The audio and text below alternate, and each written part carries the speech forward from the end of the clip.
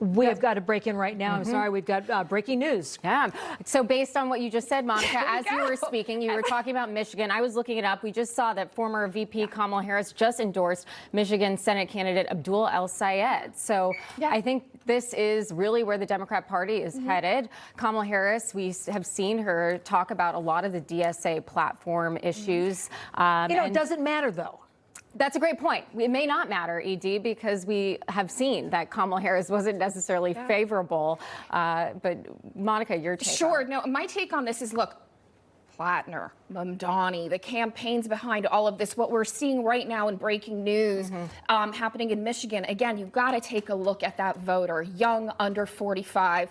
College, college educated, and I wonder what they're teaching at these universities and whether, we were talking about this earlier, how they're getting their news, and I'm talking about college kids that are voting over here in these counties because they're out there, they're motivated, and we don't know how far the DSA is going to go, as given with Kamala Harris, but look, he's standing there right now speaking in breaking news, and he is the winner. Okay, here's a little bit of what she said as she made the announcement. She said, Dr. Abdul El-Sayed understands the power is with the people and that the stakes could be higher in this election. While Michiganders struggle to afford everyday essentials, housing, gas, groceries, health care, and child care, Trump and Republicans in Congress are giving away $1 trillion in tax breaks to the wealthy and powerful. We need bold solutions to these crises. I proudly stand with him to ensure we win a Democratic Senate majority in November.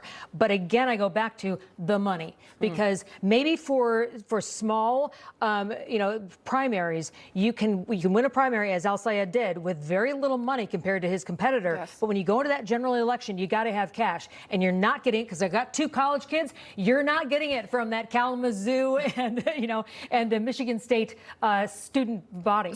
But also he had that critical endorsement from the auto workers group over there too. So that's something to point out, that he did win them over. He did not win Dearborn, and that's the base of the auto workers. Here's at the end of the day, older voters went against El-Sayed, working class voters went against El-Sayed, and as well the black community went against him. And this is a trend that we saw in New York City, we're seeing it in Michigan. But the significance of this endorsement should not be underestimated here. He just got Chuck Schumer for one thing, which is extremely telling. But remember, the uncommitted movement went against Joe Biden and Kamala Harris. That movement emanated from Michigan. Guess who was one of the supporters of that movement? Abdul El-Sayed. Now, he said, I'm going to support the winner of the Democrat primary.